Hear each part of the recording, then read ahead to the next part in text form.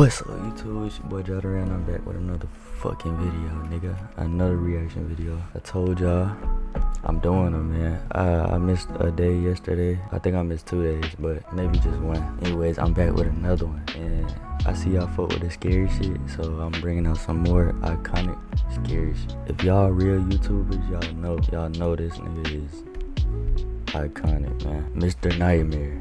I know y'all know Mr. Nightmare. He is the OG, just like Lamar. Today we're gonna be reacting to 4 disturbing, true trespassing horror stories. True, now these is true. These ain't the fake ones. These ain't the made up ones. These are stories that people like send in to him, and he makes a video about them, which is supposedly true. And I think some of them do be true though, for real, cause he be having the cars and shit sometimes. Without further ado, boys, hit like, hit sub, hit the comment, and y'all let me know what else y'all wanna see. Without further ado, let's get into the video.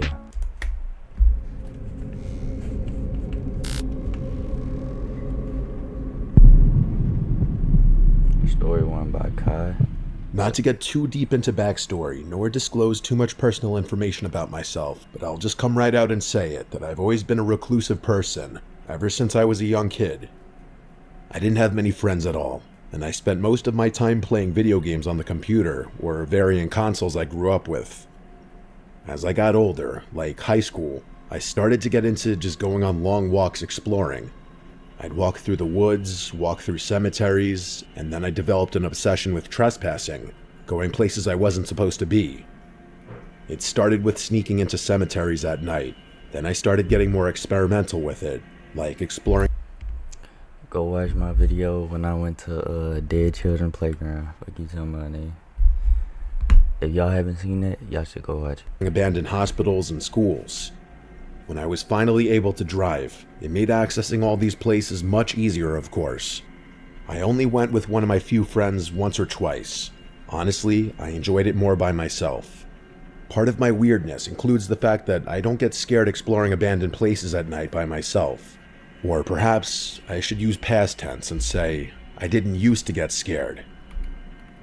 I ain't gonna lie, sometimes I be getting the urge to go explore abandoned places. Like, I like doing that shit too. But like, for one, it ain't no abandoned spots around here in Alabama. Well, it probably is, but or in my city, I ain't really seen none. So I just haven't been, but that shit do seem like it's fun. Like, I would do that shit. But it's also dangerous as fuck. Real dangerous. You got the cops. You gotta worry about the cops. You might set off a silent alarm. They might have a silent alarm in that bitch. Or you gotta worry about, it might be a homeless nigga in that bitch sleeping, and he wake up and come kill your dumb ass.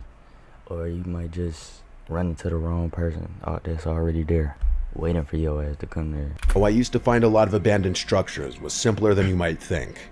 I would just go on Google Earth and zoom into rural areas. Then I would look for abandoned looking structures in unsuspecting places. I would then make a list of 5 to 10 locations of these structures and try to visit them all in one day. Sometimes they wouldn't be abandoned at all, but I eventually got pretty good at gauging which ones would be. This hobby involved a lot of walking through woods, and yes, before you ask, I did have a job. I worked a minimum wage job as a stock boy at a supermarket, so when I wasn't doing that or in school, a lot of time I was doing this. One of the places on my list one day turned out to be an abandoned little church. I had to park on a dirt road and get out of my car to walk. It was about a 10-minute walk. I'd always wear jeans and boots so that I travel faster through the woods without hurting myself. I started noticing old, rusted garbage cans and other junk scattered in the woods, indicating I must have been close. And then I saw the clearing in the distance approaching, along with the structure. And there it was, some dilapidated old church sitting in a random clearing in the woods. It had an old well right in front of the building. I walked over to it to see if it had been sealed, but surprisingly it hadn't been. I looked down, and it was so deep that it was pitch black down there. When I stopped and listened though, I heard something down there. It was a faint clicking sound. It happens like on a rhythm, 1 click after 2 seconds. It didn't sound like water droplets. The best I could describe it is a stick being tapped on a stone wall. Curious, I stared down for longer than I probably should have, kind of like I was hypnotized by the sound. But eventually, I broke out of my daze and decided to go inside the church. I stepped onto the creaking wood porch, and the rotted boards gave slightly under my weight. The large double doors were ajar, not surprising. Out of all the abandoned structures I'd visited, unless it was a very well-known one posted frequently in subreddits, there wouldn't really be anyone boarding these places up. I pushed one door open further, which led to a loud groan that echoed through the trees. The air inside was thick with dust and the scent of old wood. Light poured through the shattered, stained glass windows. Some of the pews were overturned or missing entirely. The pulpit stood crooked at the front, and behind it, an arched doorway led further into darkness. I did the usual, scanned the inside with my flashlight, and took a few pictures from my archive on my digital camera. There was an eerie beauty to the decay, a holy place like a church in near ruin. It was beautiful but tragic. I walked slowly toward the back of the church where the arched doorway was. I stepped through it and found a narrow hallway that led to what looked like old storage rooms. One door was missing entirely, and the others were splintered or hanging off their hinges. Cobwebs clung to the ceiling everywhere, and then I saw at the end of the hallway was a stairway leading down into the basement. Jackpot, I thought. Like I said, I used to not let anything scare me. Nothing within reason, at least. Something about exploring abandoned basements excited me, but this time, something about that basement door hanging open, leading to the darkness below, made me pause.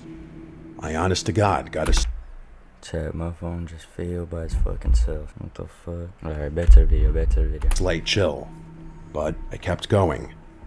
I started down the stairs slowly, and each step creaked so loud that I feared I'd fall through the wood. And then, I counted 7 steps until my right foot landed on one that gave way with a loud crack, and before I could react, it collapsed under me. I fell hard and landed in a pile of junk and dirt below the stairs. I fell directly on my ass and hurt my tailbone. I let out some kind of audible complaint, probably a "God damn it" or something. My flashlight flew out of my hand, so I crawled over to grab it. That was when I heard a voice. It was a higher-pitched sounding voice, either a woman or a young boy. It was saying words, but I couldn't understand any of them except for one thing. They said hello.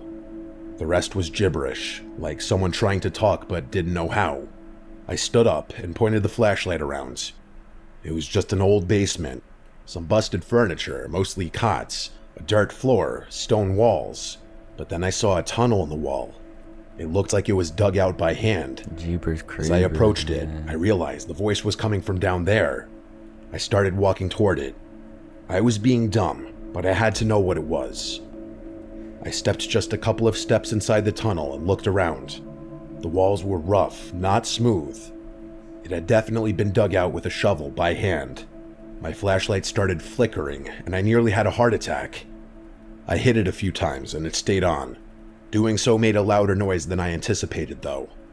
The voice got louder, still just gibberish with that same weird tone, but I could now confirm it was coming from deeper inside this tunnel.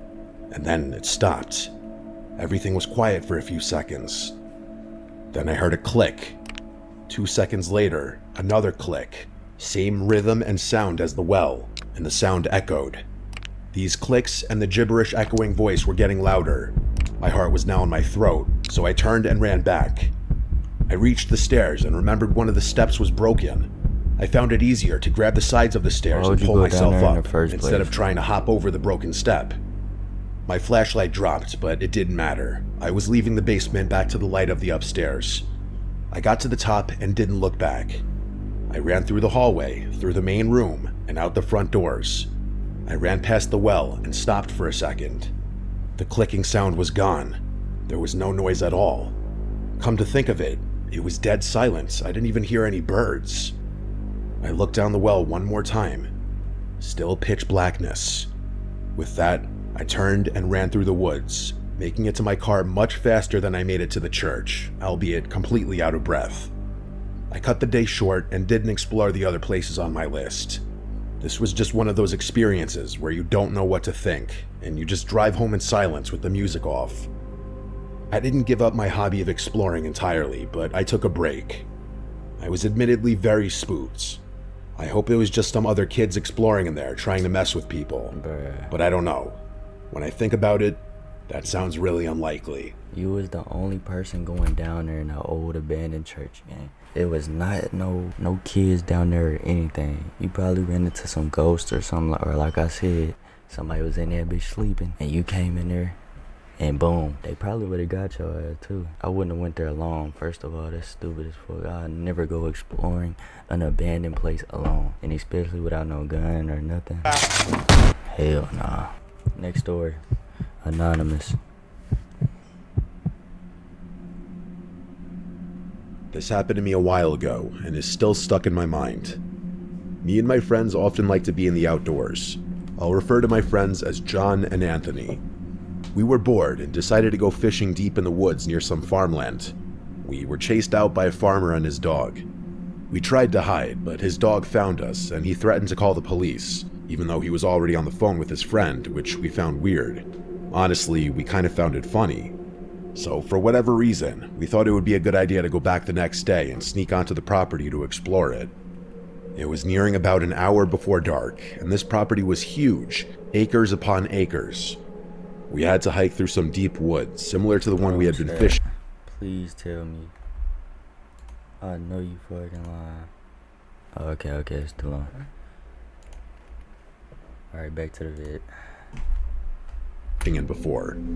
Although we scoped it out on Google Maps, it was still easy to get lost. I remember thinking to myself that we should be out of there before dark. At first, everything seemed normal, and I wasn't getting any bad gut feelings. We were admiring the horses and petting them. I remember thinking it was weird having all this farmland and only horses. I compared it in my head to my uncle's farm, which is a lot smaller but has about 10 different types of animals, not just one. I just brushed it off and thought that maybe the owner specialized in horses. After walking through the woods, we reached the fence bordering the property. John was leading the way, I was in the middle, and Anthony was behind us. This is when we stumbled upon a rundown house with multiple trophy cars and a broken down RV. We were shocked at the discovery and snuck around some of the cars. There was also a very creepy rundown shed. It was crazy to see. I even took this video.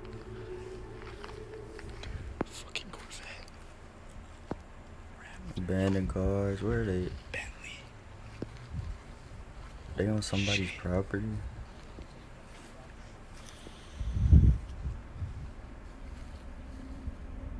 There were multiple Porsches, Range Rovers, Ford Raptors, Bentley sports cars, Corvettes, and Ferraris.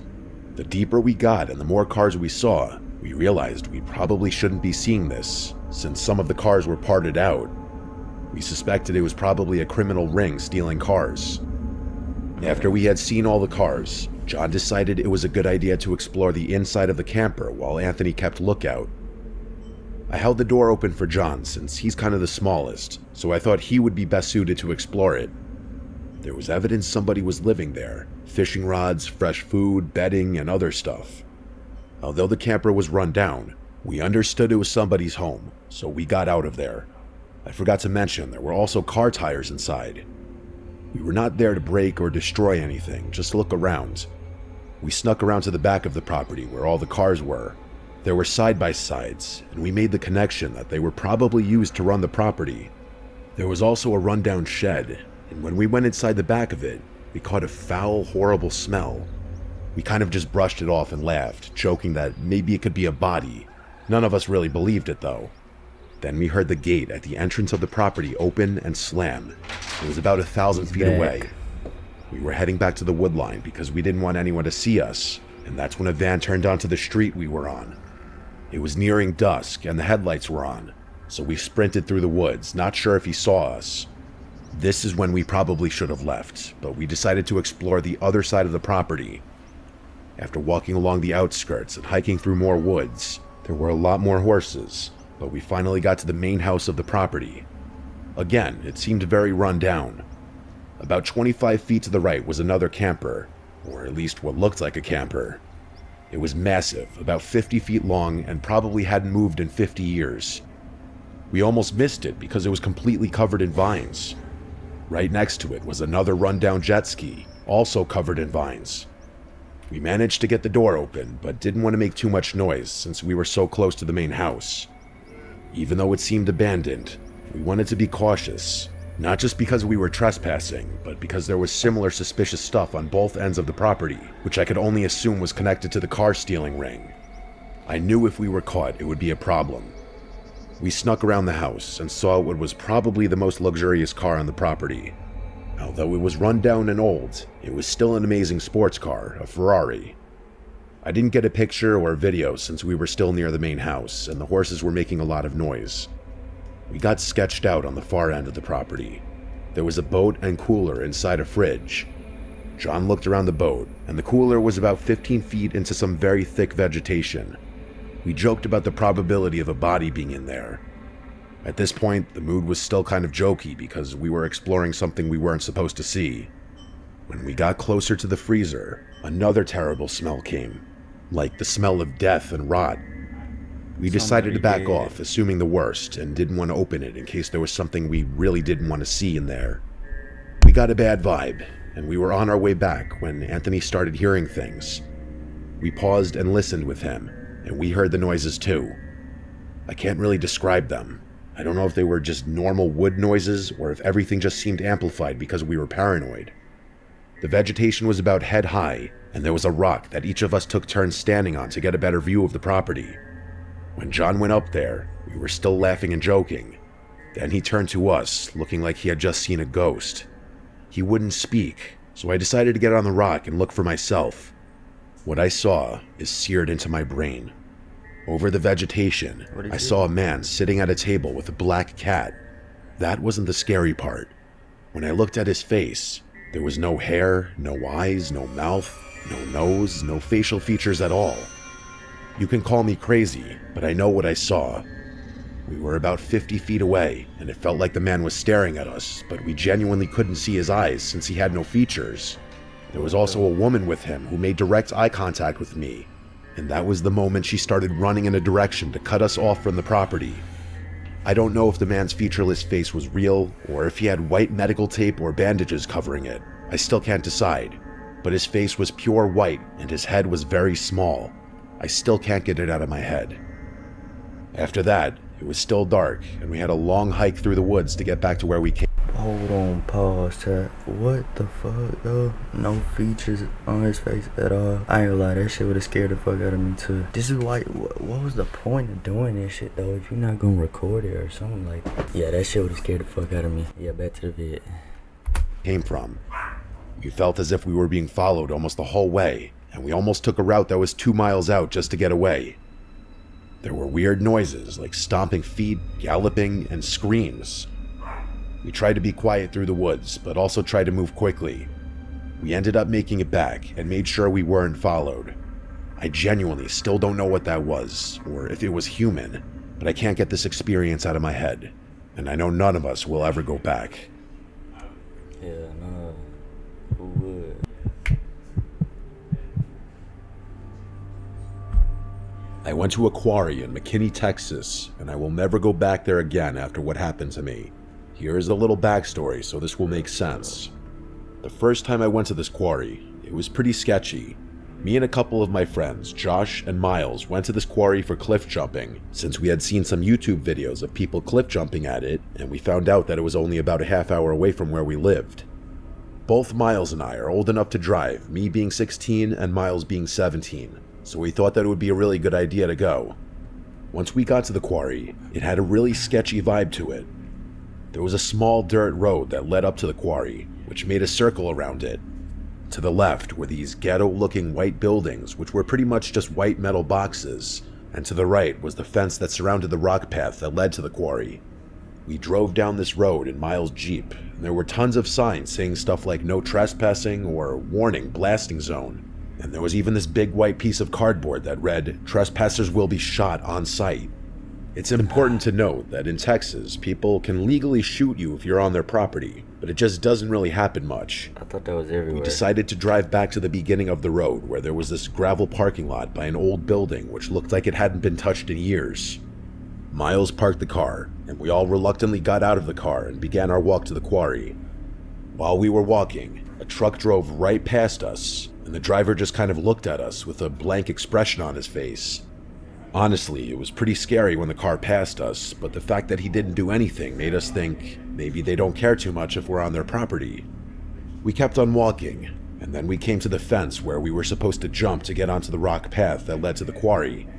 We went to the smallest cliff jumping spot first, and saw a pretty big snake swimming in the water after the first 10 minutes of being there. So we decided to wander further down the quarry where we saw a decent sized cliff, about 35 feet.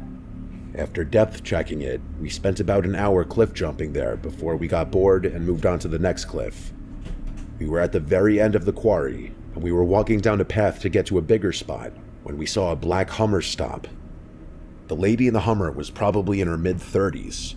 She rolled down the window and yelled, "What the f*** are you doing on my property?" It honestly kind of shocked us all, and I responded with saying in an innocent voice, "What do you mean? We thought this was public property." She knew we were lying straight to her face and yelled at us some more. Then she said something that I'll never forget. She picked up her phone and said, "John, get the gun." Me, Miles, and Josh all froze. We were scared to death. She said to follow her and drove slowly down the path about 20 feet to a gate. We decided to follow her. We were all saying that we were so sorry and that we would never come back again, and she let us go after saying the cops are on their way, so you better haul ass that way before they get here, and pointed towards the dirt path that led us away from her property. We told her thank you and ran faster than any of us thought we could. Then we got in the Jeep and drove away. I wish this was the end of the story, but it isn't. A couple of months later, Miles asked me if I would ever go to the quarry again, and I reluctantly told him that if we had a bigger group together, then I would go. We got a group of 5 together and went back to the quarry in my car. I drove, and after about an hour, we arrived at a church which we would be parking at, which was about 2 minutes away from the quarry. We didn't want the lady somehow seeing our car and getting our license plate number. We walked down the dirt road that led to the quarry and passed by a few cars. One car stopped next to us, and a guy who was probably in his early 20s told us to watch out for a black Hummer. We laughed and told him the story of what happened the first time that we went to the quarry, and then we were back to walking down the dirt road. We jumped the fence that surrounded the quarry and decided we would just go to the second spot, so that we would at least be a tiny bit out of sight of the dirt road. We were at the spot for about an hour and having fun when a silver van pulls up at the end of the dirt road about 25 yards away. It wasn't the black Hummer, so we weren't running away just yet, but we were getting our stuff ready in case we had to run. It was for the most part out of our sight due to trees being in between us and the van. We waited there for about a minute and thought that the guy was just doing something in the car when we heard 2 loud gunshots really close to us. The gunshots scared us half to death. The exit of the quarry was not very close, probably about 300 yards, and about 125 yards to get on the main dirt. Why wouldn't they go back with a gun or something though? Like no weapons or nothing. You know this bitch got a she said, "John, get the shotgun." So it's obviously 2 people there, nigga. Regardless of how many people you got, y'all ain't got no gun. And they got one. All it's gonna take is for him to shoot all y'all. Y'all gonna be running, he gonna light y'all up, nigga. How do I say goodbye? Straight like that. That was a dumb decision to go back without a weapon, bro. Facts. Road which led off the property. I led the way, with my friend Aiden trailing not far behind me. I heard more gunshots about 40 yards away, and it sounded like he had shot about 8 shots so far, but when I looked back, I couldn't see the guy who was shooting at us. We got to the fence and jumped it, and we were now on the main dirt road that led to the exit. Out of pure luck, the guy we had talked to earlier, who had warned us about the black Hummer, was in his white truck on the dirt road. We begged him for a ride, and he gave us a ride back to the end of the property. We thanked him and then ran back to the car. We all got in the car and drove away, never to see that quarry again. I got lucky, man. I got lucky.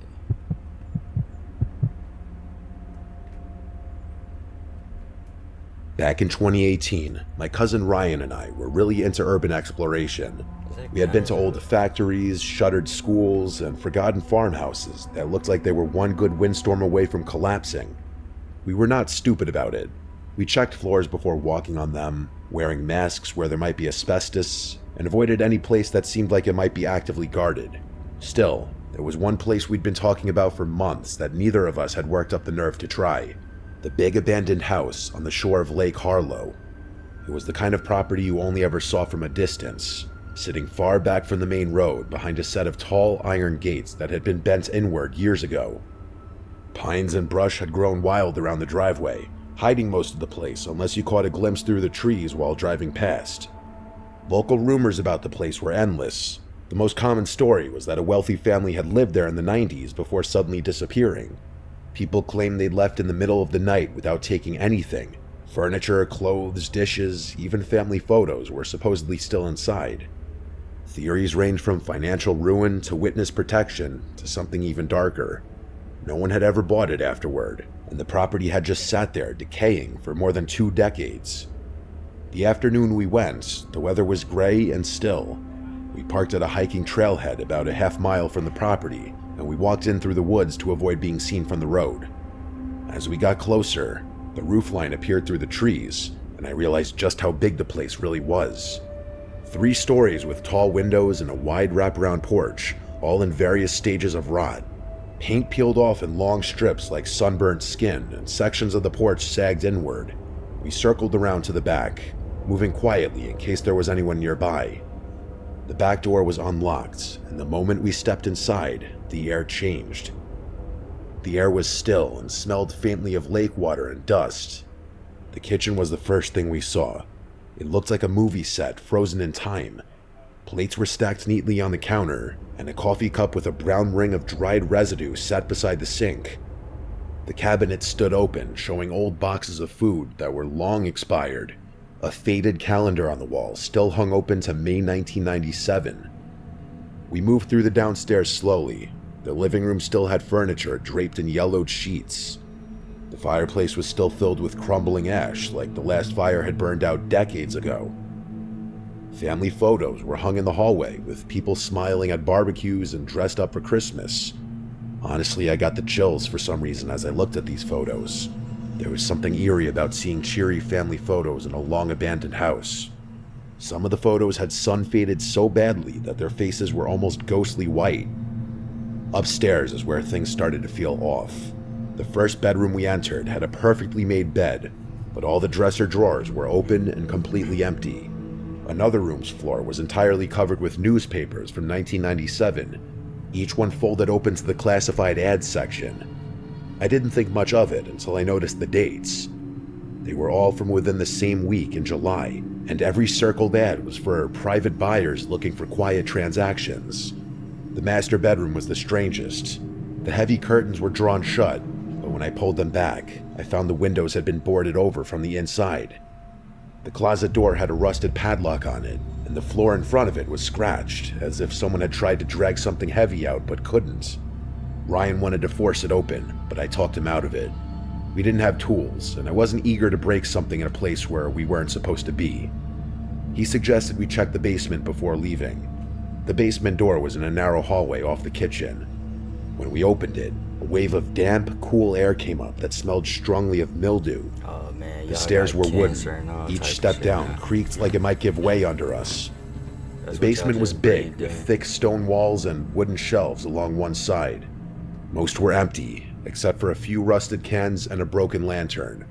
But in the center of the room, illuminated in our flashlight beams, were 5 chairs, all mismatched and old, but arranged in a perfect circle. Unlike everything else in the house, they weren't dusty. The seats looked recently used.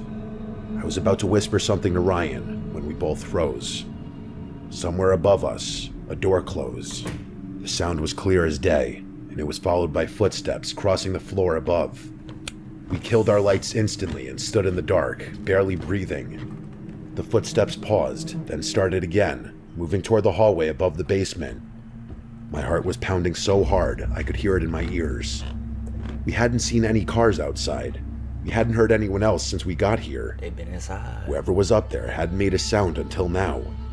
The footsteps stopped again, this time directly above the basement door. Oh, they know y'all in there. Then the sound of the door handle rattling made my blood run cold. Ryan grabbed my arm and pulled me toward the far end of the basement where a small ground-level window sat broken and half covered by a rotting shutter. It was barely big enough to fit through, but we didn't care. I went first, scraping my jacket on the glass, dropping down into damp dirt outside. Ryan was right behind me. We sprinted into the tree line, not daring to look back until we were well into the woods. When I finally did glance over my shoulder, I saw the basement door wide open and someone standing in it. They were too far away to make out any details, just tall and still. It looked like their head was tilted slightly, like they were watching us. We didn't stop running until we reached the car. Both of us were so disturbed that we barely even spoke on the car ride home. That night I just kept replaying it in my head. Everything from the chairs, to the footsteps, to the locked closet, and then that horrifying image of that figure on the porch. So a couple weeks later, Ryan called me and told me that after he made a post in a Facebook group asking if anyone knows about the history of that house, an older guy responded to his post saying that there have been sightings of someone in that house, and the first guess would of course be a squatter. However, that wouldn't explain the strange, almost ritualistic looking circle of chairs in the basement. At this point, it's not my problem to worry about. I'm just happy we got out of there in one piece. Man, it sound like y'all almost just ran into a fucking Slender Man or some shit. They be getting away though. I ain't gonna lie, y'all be getting away. Y'all be getting real lucky to tell these stories, bruh. Y'all got out just in time, bruh. Like, could you imagine how scary that shit gotta be though, like being there in that moment. Somebody coming down the basement, y'all trying to jump out the window. Moral of the story, do not go into abandoned places unless you have more than one person with you, a weapon. You know the way out, you know what you're getting yourself into, base. If you do, it's gonna end up like these situations right here, my nigga.